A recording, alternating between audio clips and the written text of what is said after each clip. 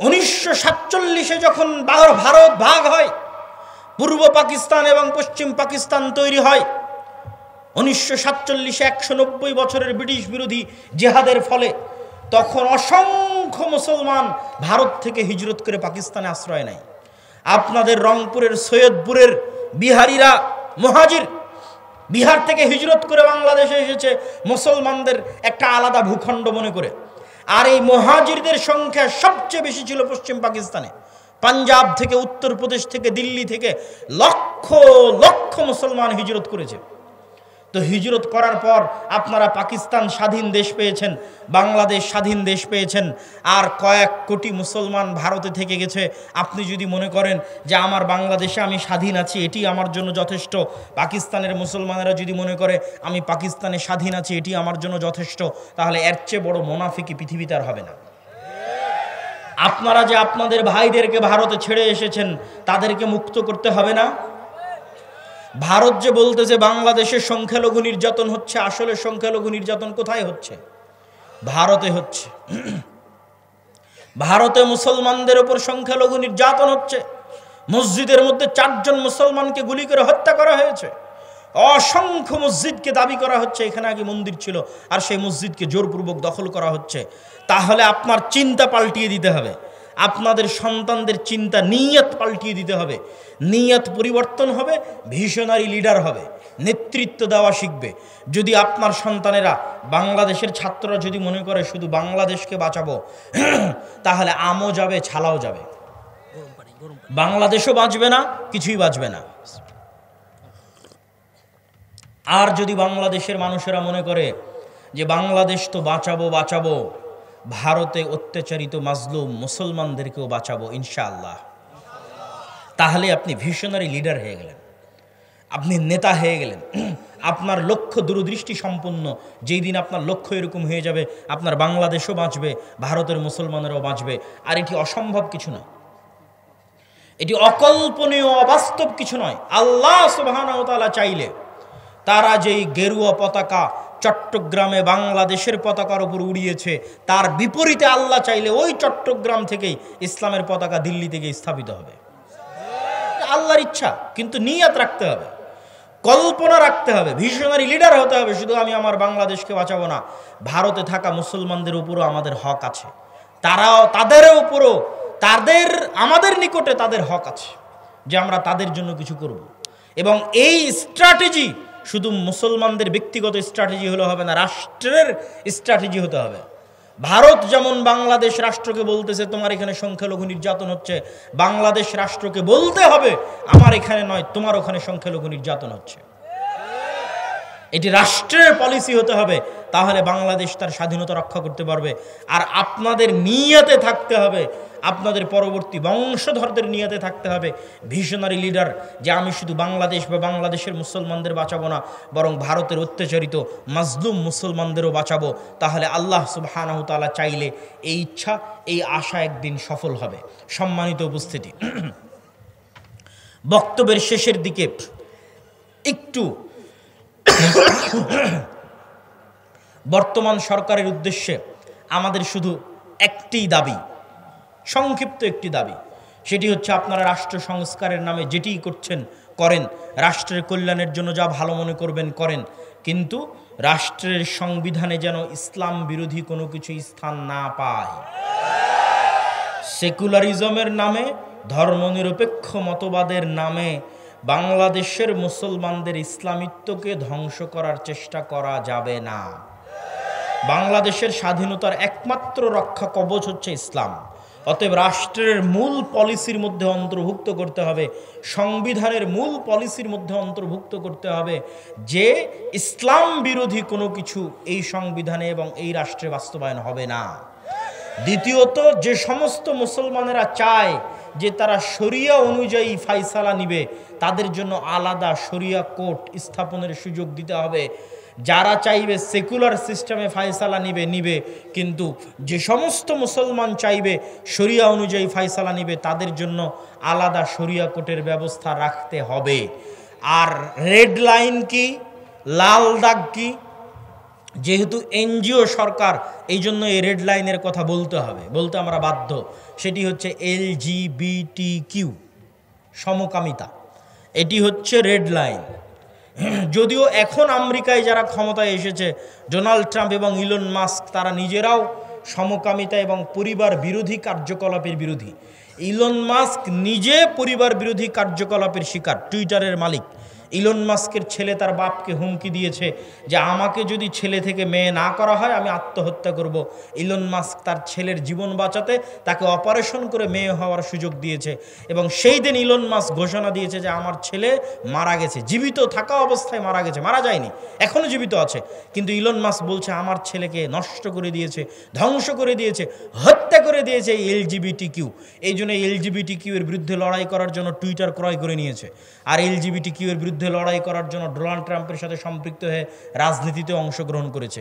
আগের যারা ছিল তারা LGBTQ প্রমোটার ছিল, যদিও বর্তমান যারা তারা আবার খ্রিস্টানের দিক থেকে কট্টর হবে। মানে মুসলমানদের যেমন আমি বললাম হিন্দুরা তাদের দিনে কট্টর, ইহুদিরা তাদের দিনে কট্টর, এরকম খ্রিস্টান কট্টরও আপনি দেখতে পাবেন। কিন্তু অবশ্যই ধার্মিক মানুষ LGBTQ এর জন্য, সমকামিতা, জেনা, ব্যভিচারের জন্য অন্যদের চাইতে ভালো। তো মুসলমানদের শক্তিশালী প্রতিষ্ঠান নাই, মুসলমানদের প্রতিনিধিত্ব করবে এরকম শক্তিশালী কোনো মিডিয়া নাই, মুসলমানদের প্রতিনিধিত্ব করবে এরকম শক্তিশালী কোনো অর্থনৈতিক প্রতিষ্ঠান নাই, মুসলমানদের প্রতিনিধিত্ব করবে এরকম শক্তিশালী কোনো জাতীয় প্রতিষ্ঠান নাই। যারা মুসলমানদের প্রতিনিধিত্ব করবে জাতীয় পর্যায়ে, মেইন স্ট্রিমে নাই। মুসলমানেরা হচ্ছে হুজুগে বাঙালি। আপনি যদি বলেন আমি 5 বছরের জন্য ভোটে যাওয়ার জন্য চেষ্টা করব, তো আপনি 5 বছরের এখনই ক্ষমতায় যাওয়ার জন্য চেষ্টা করবেন, কালকে আপনি ক্ষমতায় থাকবেন না, কালকে আপনিও ক্ষমতা থেকে বিদায় নেবেন। কিন্তু যদি আপনি বলেন যে না আমি শক্তিশালী প্রতিষ্ঠান তৈরি করব আগামী 50 বছরকে সামনে রেখে, আগামী 100 বছরকে সামনে রেখে, তো এরকম হাজারো শাসক আসবে যাবে, কিন্তু আপনার শক্তিশালী প্রতিষ্ঠানের কারণে ক্ষমতায় আপনার স্টেক চিরস্থায়ী হবে। এই জন্য মুসলমানদের শক্তিশালী প্রতিষ্ঠান তৈরি করার দিকে মনোযোগ দিতে হবে। আপনি আজকে আমেরিকার ক্ষমতায় ডোনাল্ড ট্রাম্প আসুক আর জো বাইডেন আসুক, ক্ষমতা মূলত ইহুদিদের হাতে। কেন ইহুদিদের হাতে? জো বাইডেনও ক্ষমতায় আসতে চাইলে ইহুদি মিডিয়া ব্যবহার করতে হবে, ডোনাল্ড ট্রাম্পও ক্ষমতায় আসতে চাইলে ইহুদি মিডিয়া ব্যবহার করতে হবে। বাইডেন ক্ষমতায় আসতে চাইলেও টাকা ইহুদি ব্যাংকের কাছ থেকে, কোম্পানির কাছ থেকে নিতে হবে। ট্রাম্প ক্ষমতায় আসতে চাইলেও টাকা ইহুদি কোম্পানি, ইহুদি ব্যাংকের কাছ থেকে নিতে হবে। ফলত ক্ষমতায় কে আসলো সেটি ধর্তব্য নয়। ভোটে না দাঁড়িয়েও, নির্বাচন না করেও শুধু শক্তিশালী প্রতিষ্ঠান থাকার কারণে আমেরিকার একচ্ছত্র ক্ষমতার মালিক হচ্ছে ইহুদিরা। তাদের সংসদে কোনো প্রতিনিধিত্ব না থাকার পরেও তারা শক্তিশালী, তারা পাওয়ারফুল। সম্মানিত উপস্থিতি, তাহলে মুসলমানদের করণীয় কি কি হতে পারে? আপনি এই মাসের নভেম্বর মাসের মাসিকালে ইতিসাম যদি পড়েন, তাহলে হেডিং দেওয়া আছে ইসলামের সামগ্রিক বিজয় যেভাবে সম্ভব। মানে ইসলাম সামগ্রিকভাবে বিজয়ী হবে কিভাবে। ইসলাম কিন্তু শুধু মসজিদের ধর্ম নয়, ইসলাম শুধু ব্যক্তি জীবন, বিয়ে শাদীর হুকুম আহকামের ধর্ম নয়, বাপ মরে গেলে সম্পত্তির বন্টন হবে এই ধর্ম নয়। ইসলামের সকল দৃষ্টিভঙ্গি আছে, ঠিক ইসলামের রাজনৈতিক দৃষ্টিভঙ্গি আছে যার নাম খেলাফা। খেলাফার সবচেয়ে বড় মূলনীতি হচ্ছে সত্যবাদিতা, ন্যায়পরায়ণতা। কি বললাম বলেন তো? সত্যবাদিতা এবং ন্যায়পরায়ণতা, এই দুটা ইসলামী রাষ্ট্র ব্যবস্থার সবচেয়ে বড় মূলনীতি।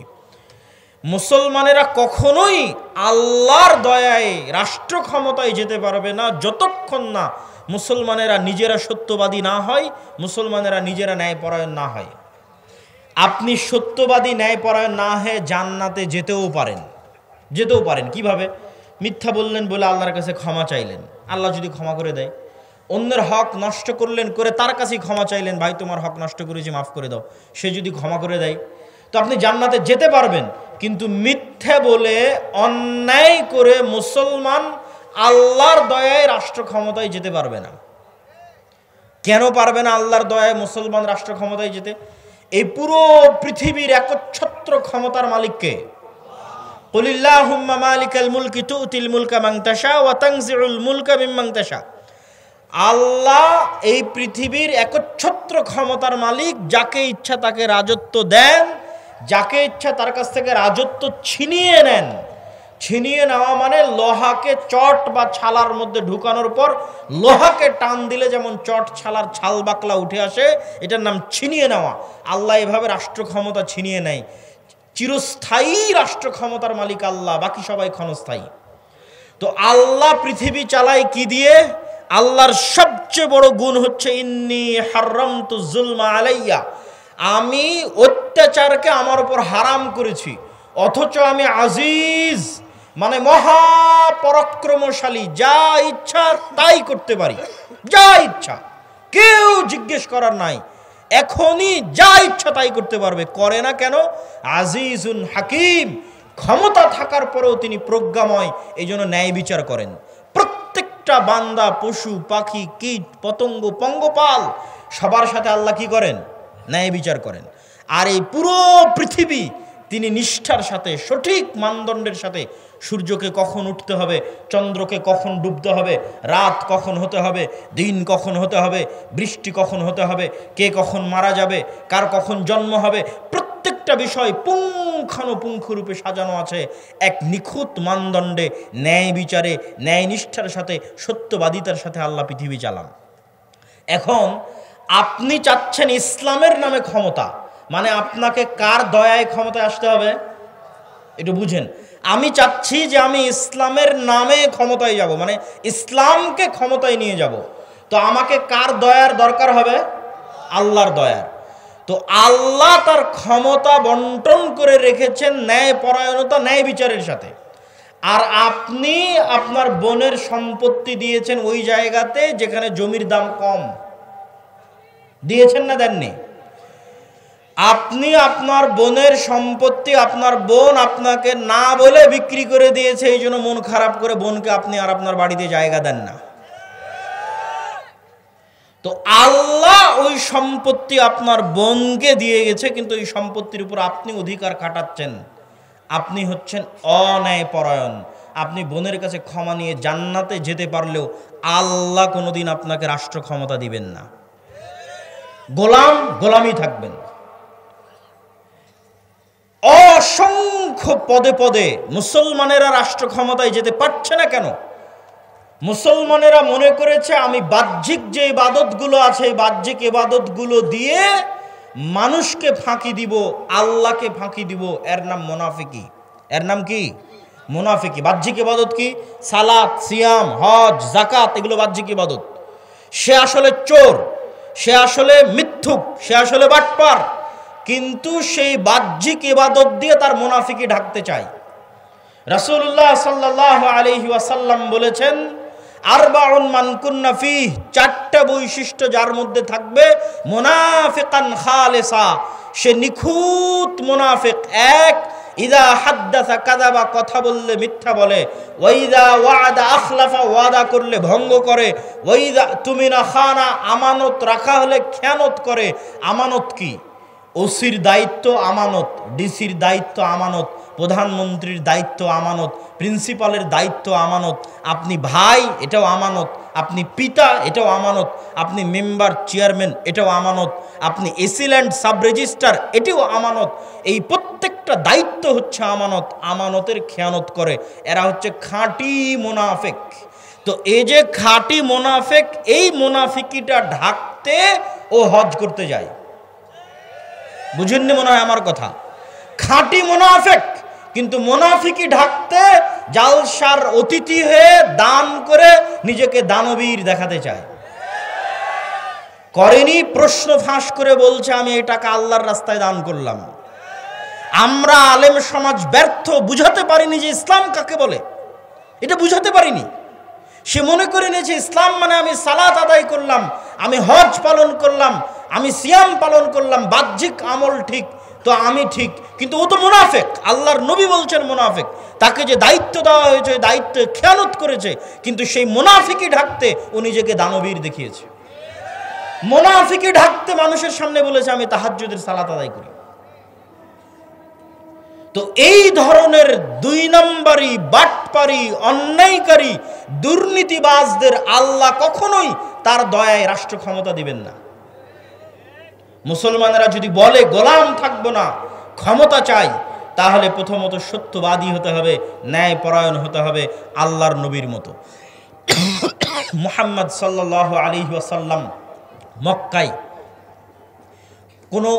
অন্য কোনো কিছুর জন্য প্রসিদ্ধ ছিলেন না, সত্যবাদিতার জন্য প্রসিদ্ধ ছিলেন, আমানতদারিতার জন্য প্রসিদ্ধ ছিলেন, ন্যায়পরায়ণতার জন্য প্রসিদ্ধ ছিলেন।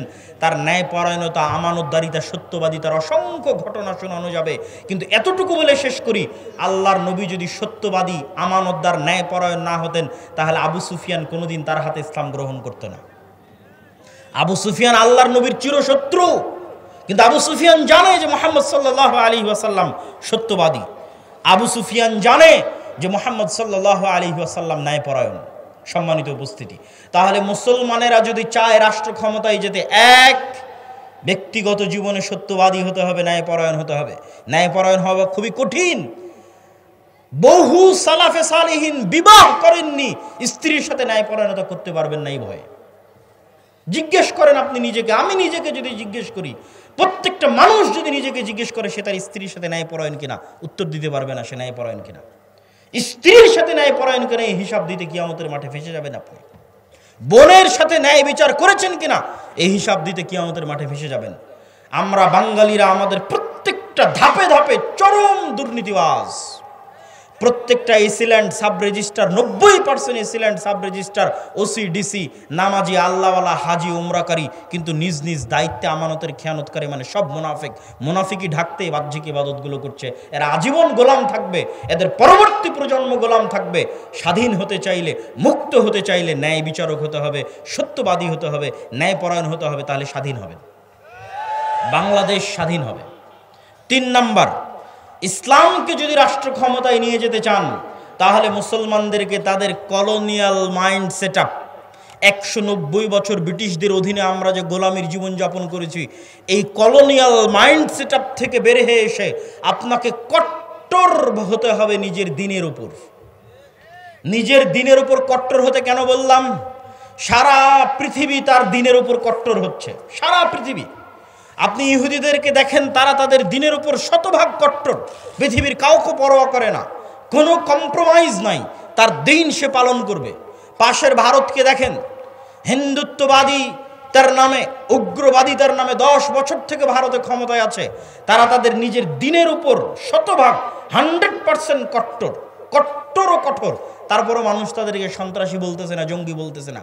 আর মুসলমান শুধু পেয়েছে কম্প্রোমাইজ করা, আর কিছু না। মুসলমান শুধু নিজেকে সাধু দেখাতে চায় পৃথিবীর কাছে, বলে আমি অনেক বড় সেকুলার, আমি অনেক বড় লিবারেল। পৃথিবী বলছে আমি অনেক বড় হিন্দু, পৃথিবী বলছে আমি সবচেয়ে শক্তিশালী ইহুদি। মুসলমান বলছে আমি সেকুলার, আমি লিবারেল, আমি অনেক উদার, আমি অসাম্প্রদায়িক, আমি সেকুলার, আমি ধর্মনিরপেক্ষ, আমি খুব ভালো। অথচ পৃথিবী বলছে আমি শক্তিশালী হিন্দু, আমি কট্টর হিন্দু। পৃথিবী বলছে আমি কট্টর ইহুদি, আর পৃথিবী বলছে আমি কট্টর খ্রিস্টান। আর মুসলমানকে যদি 2টা থাপ্পড় দিচ্ছে, তাও উঠে বলতেছে ভাই আমি খুব সাধু। ওকে যদি হত্যা করছে, তাও বলছে আমি খুব সাধু, আমি সেকুলার, আমি লিবারেল। এই কম্প্রোমাইজ করে স্বাধীনতা টিকবে না।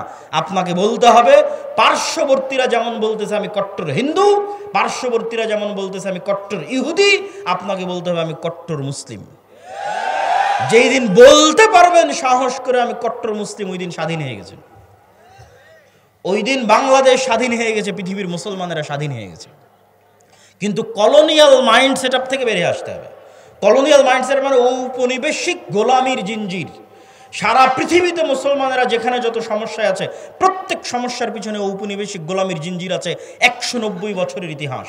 আপনি ইংরেজি কেউ বললে তাকে ভালো কেন লাগে? ইংরেজি বললে তার চাকরি কেন হয়? বাই ডিফল্ট কেন এরকম মনে হয়? অথচ মদিনা বিশ্ববিদ্যালয়ে পড়তে গিয়ে এক আফ্রিকান বন্ধু, তার সেকেন্ড ল্যাঙ্গুয়েজ হচ্ছে ফরাসি। তার সেকেন্ড ল্যাঙ্গুয়েজ কেন ফরাসি হবে? আর আমার সেকেন্ড ল্যাঙ্গুয়েজ কেন ইংরেজি হবে? ও ছিল ফ্রান্সের গোলাম, আমি ছিলাম ইংল্যান্ডের গোলাম। আফ্রিকান কান্ট্রিগুলো ছিল ফ্রান্স, ইতালি এবং স্পেনের গোলাম, আমরা ছিলাম ইংল্যান্ডের গোলাম। এই জন্য আমাদের কাছে ইংরেজি ভালো লাগে, ওদের কাছে ফরাসি ভালো লাগে। অথচ আপনি ইংল্যান্ডের এরিয়া পার হয়ে ফ্রান্সে যান, ইতালিতে যান, স্পেনে যান, কোথাও ইংরেজি নাই। আমি ইংরেজি ভাষা শিখতে হবে না সেটা বলছি না, কিন্তু ফ্রান্স, ইতালি এবং স্পেনের মানুষ জাতিগতভাবে, মনস্তাত্ত্বিকভাবে এতটা স্বাধীন যে সে ইংরেজি শিখতে চায় না। সে বলতেছে আমি আমার ফ্রান্সের ফরাসি ভাষা নিয়ে থাকবো, আমি আমার ইতালিয়ান ভাষা নিয়ে থাকবো, স্প্যানিশ নিয়ে থাকবো। বিমানবন্দরে পর্যন্ত এক্সিটটা ইংরেজিতে লেখেনি।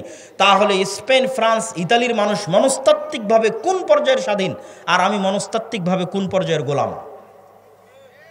কেন একজনকে প্যান্ট শার্ট পরা দেখলে তাকে স্মার্ট মনে হয়, আর আরেকজনকে এরকম জুব্বা পরা, লম্বা দাড়ি দেখলে আনস্মার্ট মনে হয়? এটা 190 বছরের লিগ্যাসি আমরা বহন করে আসতেছি, কারণ আমাদের বাপ দাদারা 190 বছর যাবৎ ব্রিটিশদের গোলামি করেছে। তো ব্রিটিশরা প্যান্ট শার্ট পরতো, গলায় টাই থাকতো, এই জন্য ওটা দেখতে আমাদের অজান্তে স্মার্ট মনে হয়, আর ওটা না দেখলে আমাদের অজান্তে আনস্মার্ট মনে হয়। ভাইয়ের সাথে আমার একটা স্মৃতি আছে, স্মৃতি বলতে দেখার স্মৃতি নয়, যেহেতু এই অঞ্চল আমার নানির বাড়ির অঞ্চল, তো ছোটবেলায় আমাদের এই অঞ্চলে কেটেছে। তো ওনার আব্বার ছবির সাথে ওনার ছবি বিভিন্ন জায়গায় পোস্টারে আমি অনেক ছোটতে দেখেছি, তখন বয়স 7-8 বছর হবে অথবা 9-10 বছর হবে। তো তার নামের শেষে লিঙ্কন নামটা ছিল। তো তখন থেকে আমার কাছে এটা অপছন্দ হতো যে একজন মুসলমানের সন্তান কিভাবে লিঙ্কন নাম রাখতে পারে। আমি কিন্তু তাকে তখন চিনিও না, দেখিও নি, কিন্তু আমার আম্মা আমাকে যেভাবে শিখিয়েছে সেইভাবে আমি শিখেছি। তো ওই স্মৃতিটা আমার মনে আছে যে তার নাম আমি পোস্টারে পড়েছি, তার ছবি আমি পোস্টারে দেখেছি, এবং এই নাম আমি তখন থেকে অপছন্দ করতাম যে মুসলমানের সন্তান কেন লিঙ্কন নাম রাখবে। কিন্তু কোনোদিন ভাবিনি যে এইভাবে ঘুরতে ঘুরতে একদিন তিনি পাশে এসে বসবেন, আর তিনিও দিনদার হিসেবে হয়তো হতে পারে আল্লাহর কাছে তিনি আমার চেয়ে বেশি প্রিয়। হতে পারে না? পারে না? হতে পারে। আল্লাহর কাছে কত মানুষ আছে দুনিয়াতে প্রসিদ্ধ কিন্তু আল্লাহর কাছে অপ্রসিদ্ধ, আর কত মানুষ আছে দুনিয়াতে অপ্রসিদ্ধ কিন্তু আল্লাহর কাছে এবং আসমানে প্রসিদ্ধ। তো যেটি বলছিলাম আর কি, এই যে কলোনিয়াল মাইন্ড সেটআপ, যে আপনার নামটা একটু ইংরেজি ইংরেজি হবে তাহলে আপনাকে ভালো লাগবে, এটা 190 বছরের গোলামির জিঞ্জির বহন করে বেড়াচ্ছেন। এটা থেকে ঝেড়ে ফেলে বের হতে হবে না। আমার আরবি নামের উপর আমি সন্তুষ্ট, আমার ইসলামের আকীদা এবং আদর্শের উপর আমি সন্তুষ্ট এবং শতভাগ কট্টর। শিখবেন কাদের কাছ থেকে? হিন্দুর কাছ থেকে। শিখবেন কার কাছ থেকে? ইহুদির কাছ থেকে। একটা শিখকে দেখান দেখি ওর মাথার চুল কাটে কিনা, একটা শিখকে দেখান দেখি মুখের দাড়ি ছাড়া আছে। একটা ইহুদি যদি শতকরা হিসাব করেন ইহুদি পাড়ায় গিয়ে কতজন ইহুদি দাড়ি রেখেছে, শতভাগ 90 জন ইহুদি দাড়ি রেখেছে। আর মুসলমানকে দাড়ি রাখতে নাকি আনস্মার্ট লাগে, এই জন্য মুসলমান দাড়ি রাখে না। মুসলমানকে দাড়ি রাখলে খ্যাত খ্যাত লাগে, মুসলমানকে দাড়ি রাখলে সমাজে মানুষ কি মনে করবে এই মনে করে সে দাড়ি রাখে না। এটা হচ্ছে গোলামির মানসিকতা। এই গোলামির মানসিকতা থেকে যখন বের হয়ে কট্টর হবেন, আমার নবী দাড়ি রেখেছে আমিও দাড়ি রাখবো, তাতে মরি বাঁচি মরবো, তখন সেই দিন স্বাধীন। সেই দিন বাংলাদেশ স্বাধীন, আপনি স্বাধীন। তার আগ পর্যন্ত গোলামির জিঞ্জির আপনার গলায় এবং আমার গলায়। সম্মানিত উপস্থিতি, তো যেটি বলতে চাচ্ছিলাম যে বাংলাদেশ বা আমাদেরকে যদি আমরা চাই যে রাষ্ট্র ক্ষমতা ইসলাম যাক, তাহলে তার সারমর্ম হিসেবে 3টে বা 4টে পয়েন্ট, তারপরে আরও কিছু বক্তব্য দিব গুরুত্বপূর্ণ বর্তমান চলমান কিছু বিষয়, সেটি তো আপনাদের কিছু শিক্ষণীয় আছে। তো সারমর্ম 4টে বিষয় কি কি রাষ্ট্র ক্ষমতায় যদি যেতে চান? 1 নাম্বার, আপনাকে বুঝতে হবে যত তন্ত্রমন্ত্র আছে এগুলো তৈরি করা হয়েছে ইসলাম যেন রাষ্ট্র ক্ষমতায় না যায়। তাহলে আপনাকে আপনার ঈমান বাঁচাতে এই তন্ত্রমন্ত্রকে অস্বীকার করতে হবে। কি করতে হবে? অস্বীকার করতে হবে। আমাই ইয়াকফুর বিত্তাগুত, যেমন ইব্রাহিম আলাইহিস সালাতু ওয়াস সালাম বলেছিল কাফারনা বিকুম, শোনো তোমরা যার ইবাদত করো, তোমরা যেই সমস্ত মূর্তি পূজার ইবাদত করো তোমাদেরকে, আর তোমাদের এই মূর্তি পূজাকে আমি কুফরি করলাম, কাফের হয়ে গেলাম, তোমাদের এই মূর্তি পূজার অস্বীকার করলাম। আপনাকে এইভাবে অস্বীকার করতে হবে যে আমি গণতন্ত্রের কাফের, আমি সেকুলারিজমের কাফের। তাহলে আপনার ঈমান বাঁচবে, ঈমান ঠিক থাকবে, আকীদা ঠিক থাকবে। তো আমি ঈমান এনেছি কিসের উপর? ইসলামিক খেলাফত ব্যবস্থার উপর। আর বাকি যত তন্ত্রমন্ত্র আছে এগুলোর আমি কাফের, এগুলো অস্বীকার করি ওপেন প্রকাশ্যে। কেননা এগুলোর অস্বীকারের মধ্যে ইসলামের ক্ষমতার উত্থান আছে, আর এগুলোর অস্বীকারের মধ্যে ইসলামের ক্ষমতার, এগুলো অস্বীকার না করলে ইসলামের ক্ষমতার উত্থান নাই। 2, আপনাদেরকে ব্যক্তিগত জীবনে সত্যবাদী এবং ন্যায়পরায়ণ হতে হবে, না হলে আল্লাহর দয়ায় আল্লাহ আপনাকে ক্ষমতা দিবে না। আল্লাহ জালেমকে, মিথ্যুককে ক্ষমতা দেয় না, আল্লাহ ন্যায়পরায়ণ সত্যবাদীকে তার দয়ায় ক্ষমতা দেয়।